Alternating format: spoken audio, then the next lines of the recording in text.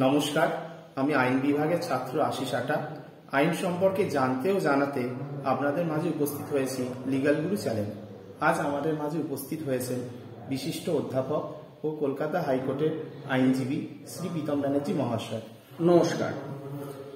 আজকে আমাদের আলোচ্য বিষয় হচ্ছে ল অফ ক্রাইম বা আপনাদের অপরাধমূলক আইনের একটি অতি গুরুত্বপূর্ণ বিষয় অ্যাবেটমেন্ট। স্যারকে আজ আমার প্রথম প্রশ্ন, অ্যাবেটমেন্ট বলতে কি বোঝায়? হ্যাঁ, অ্যাবেটমেন্ট একটা অত্যন্ত গুরুত্বপূর্ণ বিষয়।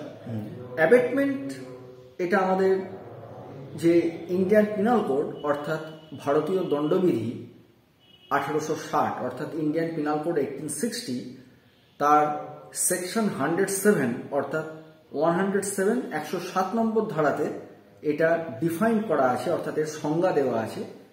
অ্যাবেটমেন্ট মানে হচ্ছে দুষ্কর্মে সাহায্য করা, অর্থাৎ যে লোকটা অপরাধ করছে, তুমি ভালো করেই জানো, তাকে আমরা বলি অফেন্ডার অর্থাৎ হু কমিটস দ্য ক্রাইম।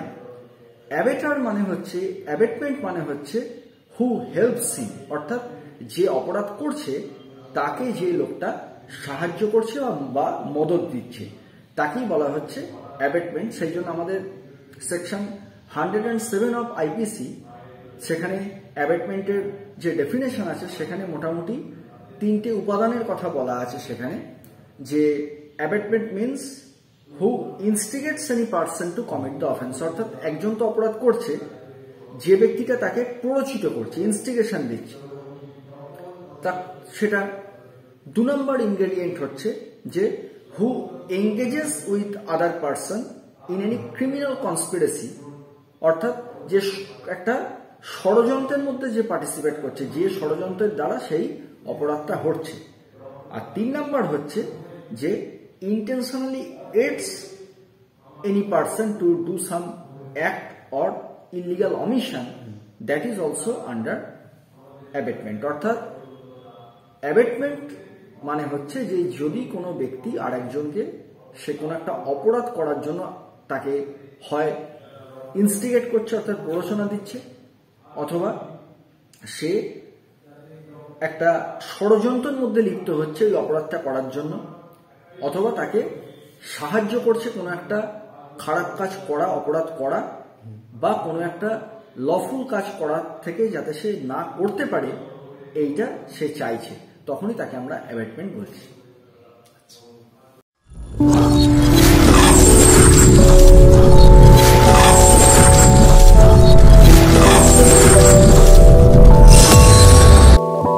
চলে আসি পরের প্রশ্নে। আমরা তো প্রত্যেকেই জানি স্যার, আইপিসির বদলে এখন নতুন আইন বিএনএস, যেটি কার্যকর হয়েছে 1 জুলাই 2024 থেকে। শেষমেশ নয় 6 থেকে 7 মাস গেল। আচ্ছা, তাতে কি অ্যাবেটমেন্টে কি কোনো পরিবর্তন হয়েছে? হ্যাঁ, খুব ভালো প্রশ্নই করেছো, একদম রেলিভেন্ট কোশ্চেন। আগে যেটা ছিল ইন্ডিয়ান পিনাল কোড 1860, এখন কেন্দ্রীয় সরকার এই আইনটাকে বাতিল করে দিল এবং তার বদলে নতুন আইন এসছে, যেটা বিএনএস 2023 অর্থাৎ দ্য ভারতীয় ন্যায় সংহিতা 2023, যেটা কার্যকারী হয়েছে। আইনটা পাস হয়েছে 2023-এ, কার্যকারী হয়েছে ফ্রম 1 জুলাই 2024 অর্থাৎ গত বছর। তা 6-7 মাস হয়ে গেছে। তা পরিবর্তন বলতে আগে যেটা ছিল সেকশন 107 অ্যাবেটমেন্ট ইন্ডিয়ান পিনাল কোডে, সেটা বর্তমান আইন অর্থাৎ বিএনএস 23-তে সেটা স্থান পেয়েছে সেকশন 45 অর্থাৎ 45 নম্বর ধারায়।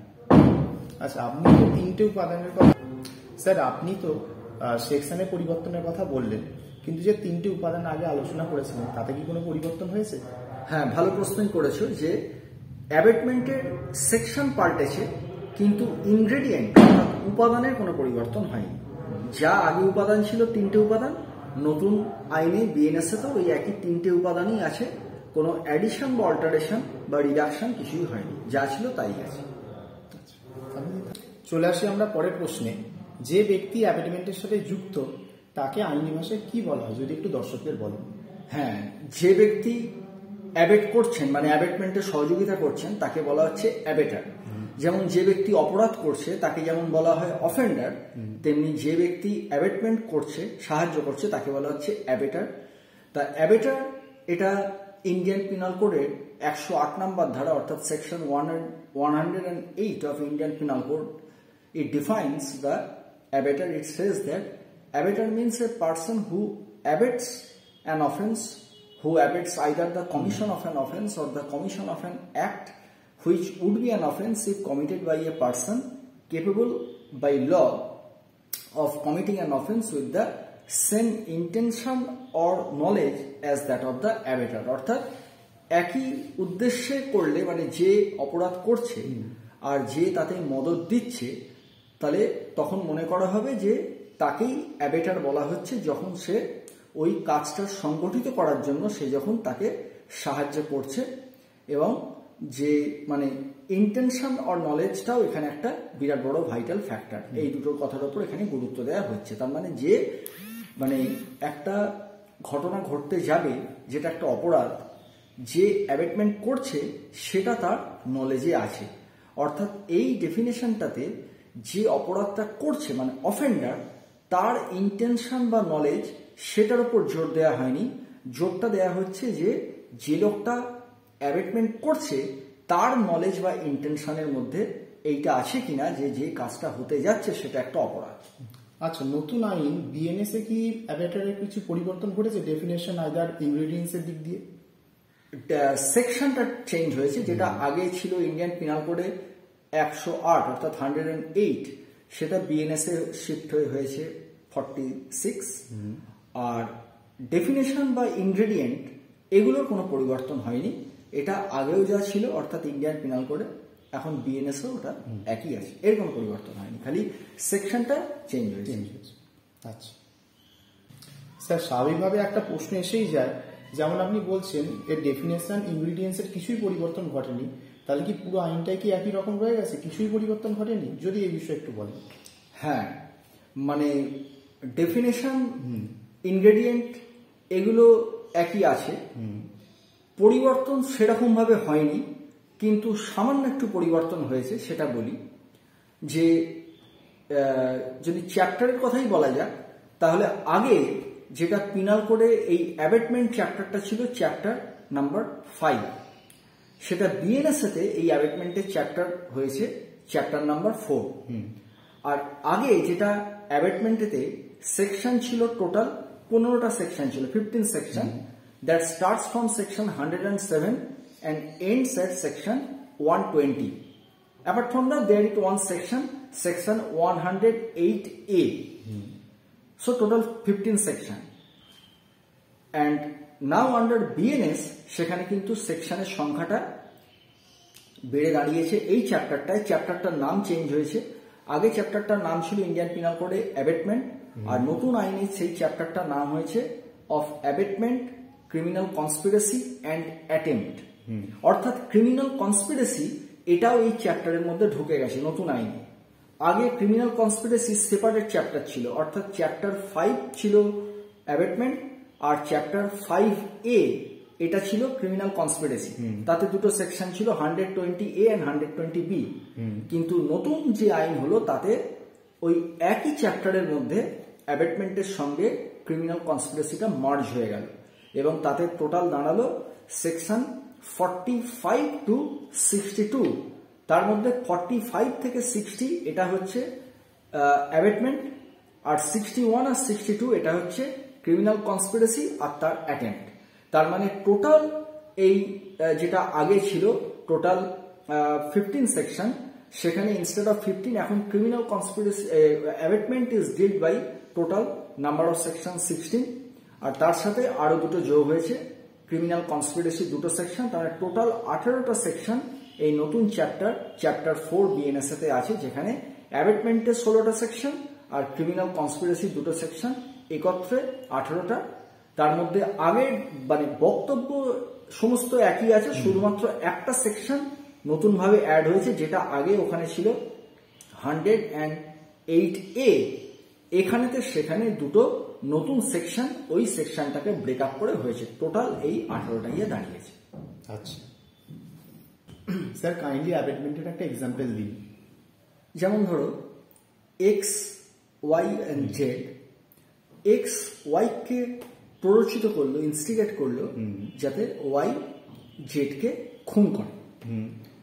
তো এক্স ওয়াইকে উত্তেজিত করছে যাতে ওয়াই জেডকে খুন করে, তা ওয়াই রিভলভার দিয়ে গুলি করে জেডকে মেরে দিল। তাহলে ওয়াই জেডকে খুন করলো গুলি করে, কিন্তু এ তাকে প্রভোক করেছে, উত্তেজিত করেছে যে ওকে খুন করে ফেল, মেরে দে, এইরকম। তো তাহলে এখানে ওয়াই যেহেতু জেডকে খুন করলো তাই ওয়াই হচ্ছে এখানে অফেন্ডার, আর এক্স যেহেতু ওয়াইকে প্ররোচিত করলো, ইনস্টিগেট করলো, সেই জন্য এক্স হয়ে গেল অ্যাবেটার। এটাই হচ্ছে অ্যাবেটমেন্ট। তাহলে এক্স অ্যাবেটমেন্টের মধ্যে ইনভলভ হলো, যে একটা মার্ডার যেটা ওয়াই জেডকে মেরে খুন করলো, যেটা এটাই হলো অ্যাবেটমেন্ট। স্যার আপনার উদাহরণের পরিপ্রেক্ষিতেই বলি, এক্স ওয়াইকে প্রভোগ করেছে বা ইনস্টিগেট করেছে যে জেডকে মার্ডার করার জন্য বা ক্রাইম করার জন্য। যদি এক্স ওয়াইকে প্ররোচিত করা সত্ত্বেও যদি ওয়াই যদি আপনার মার্ডার বা খুন বা বলতে গেলে অফেন্স কমিট নাই বা করতো, তাহলে কি মার্ডার তো যেখানে হচ্ছে না, তাহলে কি কারো কি এখানে শাস্তির কি বিধান আছে? কিংবা আপনার যে এক্স, সে কি আপনার অ্যাবেটমেন্টের কোনো কি চার্জ পাবে কি পাবে না? হ্যাঁ, খুব ভালো প্রশ্ন করেছো। এটা আমাদের সেকশন 46-এই বলে দেওয়া আছে যে it is not necessary that the act abetted should be committed. অর্থাৎ আমি যে কাজটাকে আমি মদত দিচ্ছি, অ্যাবেট করছি, সেটা সংগঠিত হওয়া কিন্তু আবশ্যক নয়। অর্থাৎ অ্যাবেটমেন্ট অফেন্স কনস্টিটিউট হতে গেলে it is not necessary that the act abetted should be committed. অর্থাৎ যদি অপরাধটা নাও করে থাকে তাহলেও প্ররোচনা দেওয়ার জন্য কিন্তু শাস্তি পেতে হবে। এবং এই উদাহরণটা সেকশন 46-এ এক্সপ্লানেশন 2-তে বলে দেওয়া আছে যে A instigates B to murder C but B refuses to do so, A is guilty of abetting B to commit murder. অর্থাৎ এ বিকে প্ররোচনা দিয়েছে যাতে বি সিকে খুন করে, কিন্তু দেখা গেল বি সিকে খুন করলো না, তাহলে মার্ডারের কোশ্চেন আসছে না। কিন্তু প্ররোচনা দেওয়ার জন্য এর যে শাস্তি অ্যাবেটমেন্টের, অর্থাৎ এ কিন্তু অ্যাবেটার হচ্ছে এবং অ্যাবেটমেন্টের শাস্তি তাকে পেতে হবে। তাহলে স্যার এই পর্বের শেষ প্রশ্ন করছি আপনারই উদাহরণের রেস নিয়ে। আপনি যে বলেছিলেন এ বিকে ইনস্টিগেট করছে সিকে স্ট্যাপ করার জন্য, ইন এনি কেস যদি সি রিকভার করে গেল তার ইনজুরি থেকে, তাহলে কি এ ইনস্টিগেট করার জন্য কোন রকম অ্যাবেটমেন্ট অফ মার্ডারের চার্জ কি পড়বে? যদি এই বিষয়ে একটু বলেন। খুব রেলিভেন্ট কোশ্চেন। তা এটার উত্তরও explanation 2 of section 46 of BNS দেওয়া আছে। সেখানে বলা আছে যে it is not necessary that the effect requisite two constitute the offence should be cost. অর্থাৎ এটা আবশ্যক নয় যে যে অপরাধটার জন্য বা কাজটা করার জন্য অ্যাবেট করা হয়েছে তার ফলটা ঘটবেই। অর্থাৎ ফলটা না ঘটলেও অ্যাবেটমেন্টের শাস্তি কিন্তু পেতে হবে। অর্থাৎ উদাহরণ বলা আছে যে A instigates B to murder C and B in pursuance of instigation stabs C, but C recovers from the wound, but A is guilty of instigating B to commit murder. অর্থাৎ A B কে প্ররোচনা দিয়েছে যাতে B C কে ছুরি মারে, B ছুরি মেরেওছে C কে, কিন্তু C পরবর্তী ক্ষেত্রে দেখা গেল তার রিকভার করে গেল, তাহলে এটা মার্ডার হলো না। কিন্তু মার্ডার হলো না বলে কিন্তু এ ছাড় পাবে না। এ কিন্তু অ্যাবেটমেন্টের জন্য যে চার্জ সেটা আসবে এবং তার জন্য তাকে শাস্তি পেতে হবে। অর্থাৎ এফেক্ট না হলেও অ্যাবেটমেন্ট করার জন্য তাকে শাস্তি পেতে হবে। আচ্ছা, স্যারকে অসংখ্য ধন্যবাদ আমাদের সহযোগিতা করার জন্য। আগামী দিনও আশা করছি স্যারকে পাবো। এই বলে আজকে আমাদের পর্ব শেষ করলাম। নমস্কার। নমস্কার।